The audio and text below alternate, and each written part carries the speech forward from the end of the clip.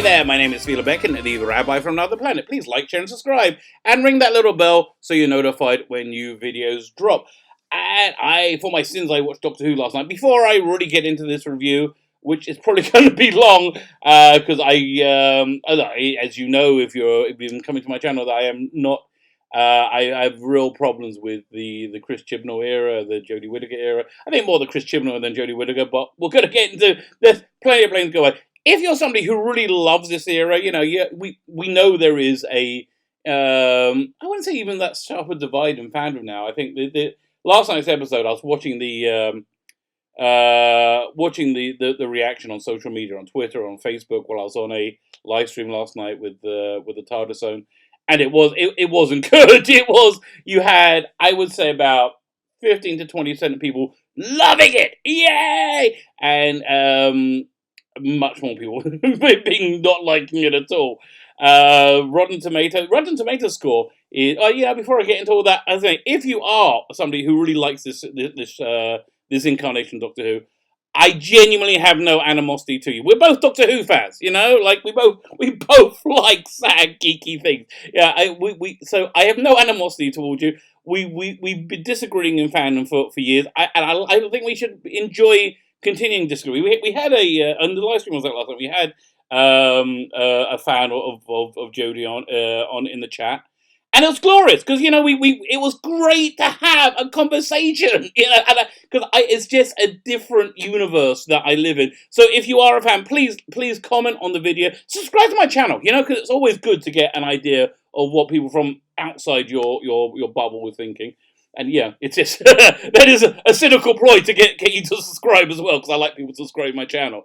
But yeah, seriously, let me know what you think and comment, and we can have a dialogue about it, which will be great. If you want to come on and do a live stream together, or have a counterpoint, we'll do a video. I am so up for that. Just please, we're all Doctor Who fans. There's no need for there to be any hatred, because I really hated this episode. So there's no need to be hatred between us. Because why should there be? And yeah, as we're all Doctor Who fans, I'm doing DVD giveaways. Actually, is it Blu-ray? DVD or Blu-ray giveaways all the next 2 months while Doctor Who is running. Last night I gave you get the drawings on the TARDIS zone, which we do a panel. About an hour or so after the episode airs. So last night we gave away Dalek War. It's a great box set with John Pertwee, Planet of the Daleks, and Frontier in Space for DVD set. This week I am giving away. It's a DVD set, the complete second series, David Tennant, Doctor Who, where I think we can all go, that was when Doctor Who was great. Like, if you love Doctor Who now, but I think we can all objectively say this is one of the great Doctor Who seasons. David Tennant's first season, Billie Piper. All you need to do to win it is we've got to think of a hashtag. What should we do? Well, what's my favorite episode? Oh, they're all good episodes. Let's do hashtag Doomsday. Last episode of the season. Hashtag Doom. Leave a hashtag Doomsday in the comments. And you can put, or if you share the video, please share the video. That's really good for me. If you share the video, leave the hashtag Doomsday. If you put it on Facebook, on Twitter, wherever, I'll do a general search hashtag. Only 2 people applied for the last DVD set. Guys, you can almost certainly win it. I will mail it to you. What happened was I bought a bunch. They bought out David Tennant's run on Blu-ray, and I only had half of it on DVD, so I upgraded, and so I'm giving away all my old DVDs. I'll be giving a lot more as the season commences. So this, I think, was a watershed moment. This is, I think this is actually the moment that breaks Doctor Who. I think that next week's ratings is going to take a real hit. Let me see if they got this week's ratings up yet. I'm recording it at 10:15 in the morning. Oh, what's it? I had it on my phone. Hang on. Let me look over here, because I can't remember the website. It's look at me. Yeah, this is what it's like being a boomer in action. I'm like literally. Okay, so let's do a refresh. Okay, doctorwhotv.co.uk. That's the one. Fine. So that's the Let's see. Do we have the overnights yet? Scrolling down, not as yet. I will check again before the end of the end of this year. But I think this is the one that really does break Doctor Who. I think people will come back and will say, any casual viewers, any normal viewers watching this, who I can't. I think a lot of them are going to be turned away. I think this is going to cost 1 million viewers on a low rated series. It's going to cost, whether they're at 4.6 for last week. My guess is this week's probably going to be about 4.3. I think next week is going to be like 3.5, if with lucky. And I think it's going to keep on shedding viewers as the season goes on because they're doing a very bad job. That's really the bottom line. They're doing a very bad job. So let's talk about the episode. Oh my god, I'm 6 minutes in. I haven't even started talking about the episode yet. That's how awful the episode was. But weirdly enough, this episode started off good. This episode started off like a real proper episode of Doctor Who. Even so, even I will say about the first 20 minutes, maybe 15, 20 minutes, I thought this, if you had a different actor in the title role, this would be a passable episode. And then it unraveled completely, I think probably after 15 minutes. But okay, first let's talk about Whittaker's performance. And I think it is cruel tokenism to hire her. I think she is just so out of her depth in this role. And there's no criticism upon her. She just doesn't have the job. This is a tough role. You've got to be a good actor to pull it. Not just a good actor. You've got to be leading actor material, and I just don't think she is. I think she was okay in Broadchurch, where she played a grieving mother as a supporting character. She is a supporting actress, and I think she's fine as a supporting actress. I didn't see this show where she was a doctor. She pretended to be a doctor. I really know. I think if it's within her, sphere of believability, if she can believe the role, she can probably do a decent job portraying it. I don't think she can believe this role. I think, like most 30-something mothers, they look at Doctor Who like a children's show, which is how she's essentially playing it.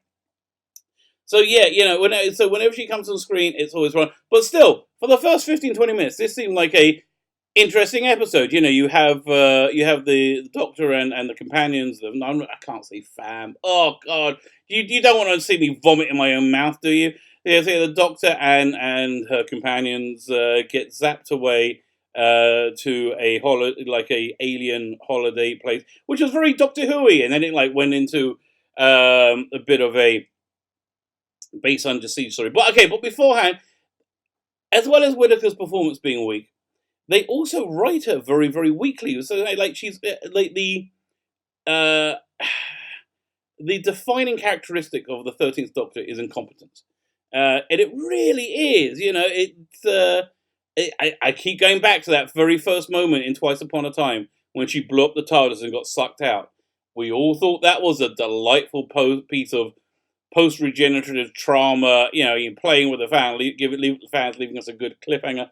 No. They were describing the 13th Doctor's personality. So we start off the episode and she's screwed up, obviously. There's these giant tentacle in the TARDIS and they're mopping up and she's like, "Oh, sorry, I didn't know it was their mating season." I think my biggest leap of reality, you have to make a cognitive leap to be able to buy a fiction. My biggest cognitive leap I have to make with this era of Doctor Who is that her companions aren't dead. She is so stunningly incompetent. And again, this is a choice that the writers have made, that Chibnall has made, to portray her as stunningly incompetent. That it beggars belief that they would still be alive. Fine. Okay, so they get zapped to this this alien vacation place, and that's when it all starts to fall apart. You only really get to see the weirdness of the agenda that they have going through it. The more you think about it, which I wouldn't recommend you do. Chibnall's Doctor Who is not made for thinking about or for a second view. It's just not, which is one of the reasons why I've never bought the Blu-rays or DVDs for the season or the action figures. Which we're going to get into in a minute. But where do I start? Do I start about the technical deficiencies of the episode? It was shot very badly. I mean, I think directed badly. It was cut. It was kind of incomprehensibly. There was a characters that people are talking about online who I don't know who it was, and I watched the episode. I mean, I did nod off, towards the end because it was both uh, preachy, frustrating, and dull at the same time. So I did. I went back and watched the two minutes that I nodded off, which was really right towards the end. So it was cut horribly, and it was just confusing. It was very confusing as to what's going on. The internal logic of the plot just fell apart so incredibly quickly. It belied a almost complete lack of knowledge of Doctor Who. Where if they had somebody who knew about Doctor Who, which I don't understand how Chris Chibnall doesn't. He has that famous thing where he went on TV lambasting Pip and Jane Baker and John Nathan Turner in for Terror of the Vervoids, which is a legitimately terrible story. Yeah, in all fairness, although all his criticisms of it on that attack he gave were completely, I didn't really agree with. His criticism of Terror of the Vervoids was, it's boring, been done before. No, the criticism of Terror of the Vervoids is badly directed and bad direction, action, and it just shows how much the script editor at the time, Eric Saywood, hated the producer, John Nathan Turner. He just said, I don't give a crap. Yeah, and it was so clear. Fine. But so it tells the story. It's like, this story is legitimately worse, I think. So fine, you have those technical failings. You have the writing failings, where if you go, I keep going, wait, what's going on? How does that make any sense? And you have all this weirdness from Ed Heim. What does Ed Heim have against?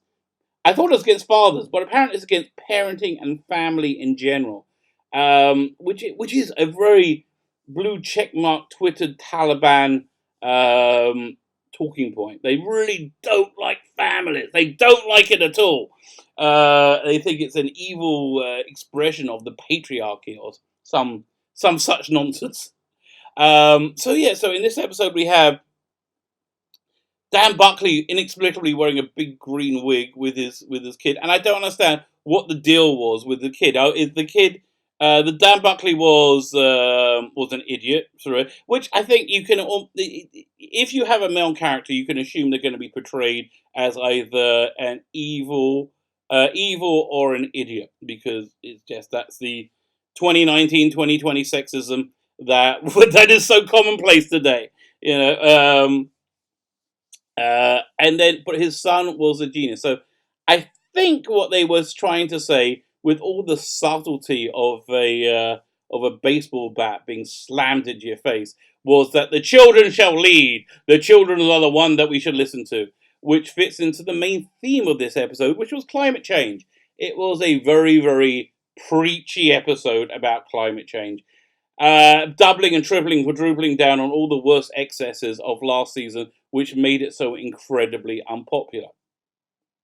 So let's talk about climate change for a moment, because this may surprise you. I am not a climate scientist. The claims they made in the episode, though, I believe are fraudulent.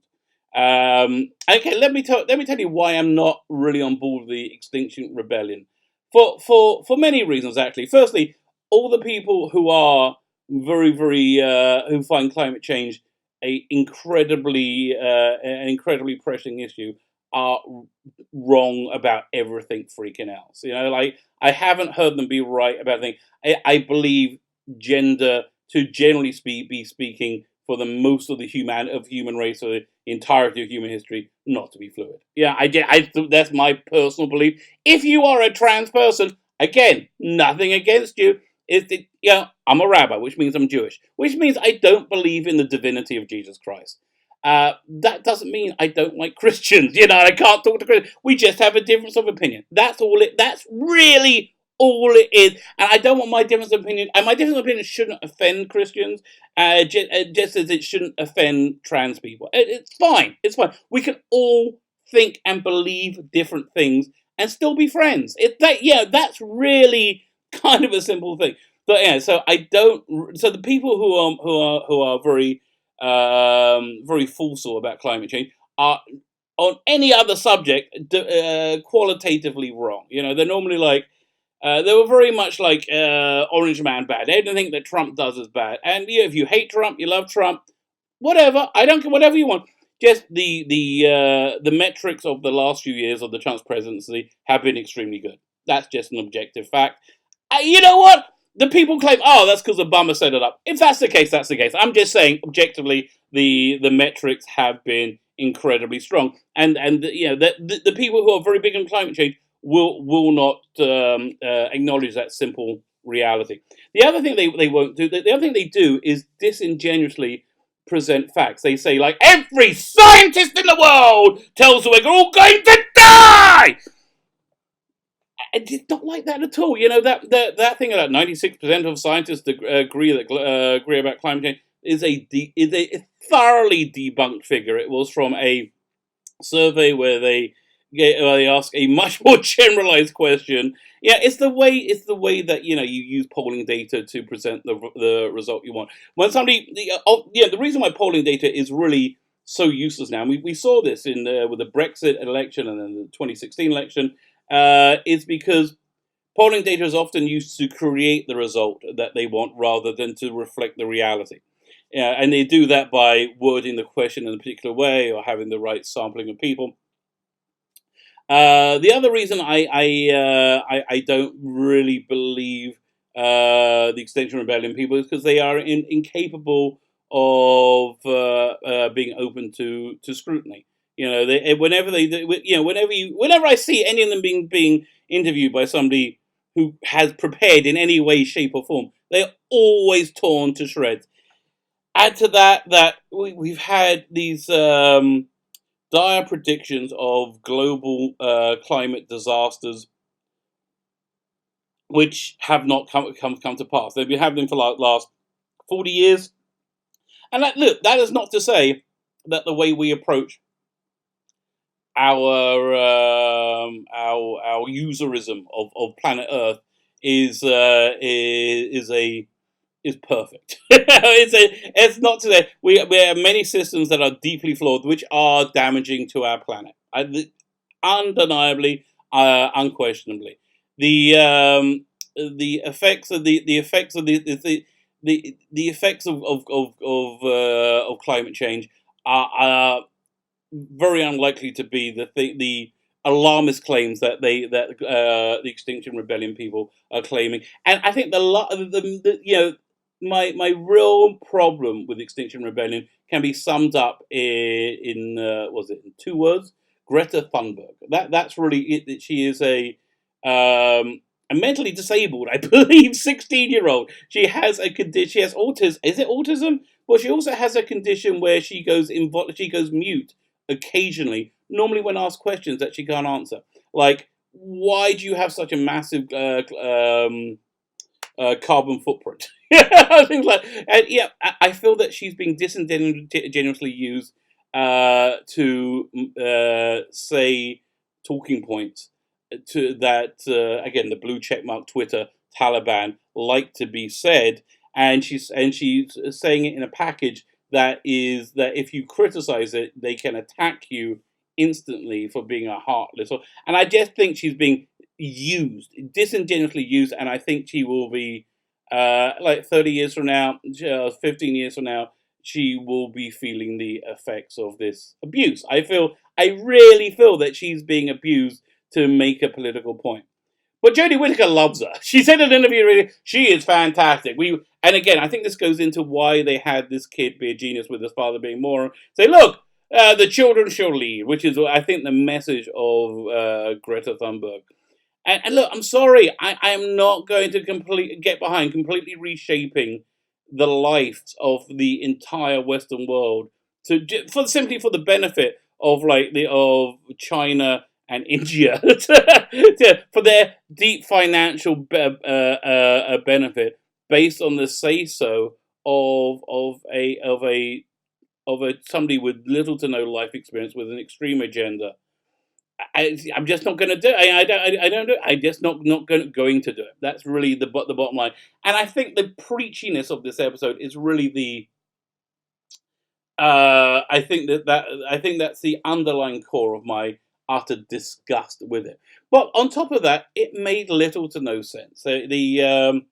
So we have let's go. It makes little to no sense. So we have this planet, which is basically just one astrodome with a hotel with it seems like about 40 or 50 people maximum in it, and then a bunch of them get killed off. There, see, but going back to the incompetence of the 13th Doctor, like how did she not manage to save anyone?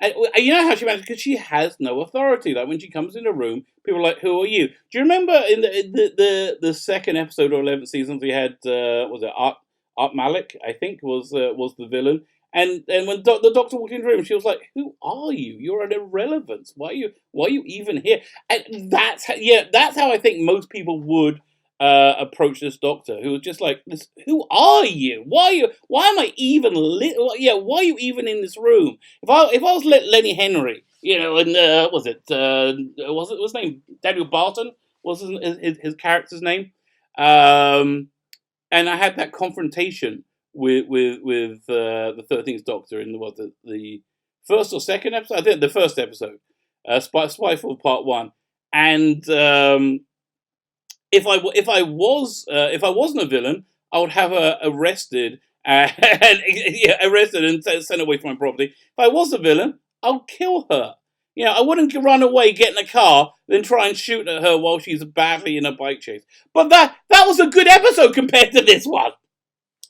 Fine. So what else? Oh yeah. So my other problem. So yeah, we're in this planet, and there's just one stadium-sized hotel in there. The planet's been destroyed. It's an Orphan 55 is the planet, which it was so obvious it was going to be Earth. But if Earth is destroyed by a global warming crisis, why are there so many trees? Fine. So let's get into the other problems with this episode, and I think the problems with this season in general, which is it's very similar to Star Trek Into Darkness, the second of the JJ Star Trek movies, which played to me like a bad karaoke version of Star Trek, where they reenacted their favorite scenes from Star Trek and repacked it, and it just didn't work. This is what I feel this season is. It's rehashing old ideas that were popular and doing it badly. So there's just so much derivative in this episode. It was like Midnight. It was like Silence in the Library. Fine, no, that's the other thing. Okay, oh my god, there's so much to talk about with this episode. I don't think I can even get through it in one video. I really should have sat down and wrote it out, but that would take me hours. I'm not doing that. So you have the old couple, Benny and I can't remember what her name was. She was a frightfully awful actress, wasn't she? She couldn't convince me at all. So Benny goes missing, and then he turns up again, but he's moving really fast. And I wasn't sure what was going on. Is he being used as like a meat puppet? Is it kind of like the what they did in, what was it, Flesh and Stone, or Silence in the Library, when they usurped a person's humanity? Like, so when they're in like the was it the Midnight car, which they got into some reason or other, and then they turned around and came back again. Oh God, to make me go crazy. And you have Benny came and said, "Will you marry me?" Was that really him, or was that the weird? Was that the crappy aliens doing it instead? I don't know. I don't know. Wasn't explained. What was the head of security also owned the planet, and she was terraforming it using the profits of the hotel. That actually would be kind of a Doctor Who-y idea, but just executed so unbelievably badly. And of course, if it's I don't think we've seen a male security officer on Doctor Who for how many years now? Just again, the BBC diversity and inclusive guidelines are racist. It is. I said this in a previous video. Charlotte Shields was the one who started with it. This is tokenism as opposed to representation. Once it becomes inorganic, it becomes tokenism, and that's simply racism. or sexism in this case. There's so much sex. So she's the owner of it, and then we have Ryan gets this weird virus from a vending machine, which means he has to suck his thumb. Which is that really what they're doing with Ryan? Okay, and the only good thing about the episode is, as always, Bradley Walsh, who I don't know if they're writing any better or he's just able to imbue his lines with some feeling and emotion. But basically, everything he does is fine. Whenever he's on screen, that's okay. I like.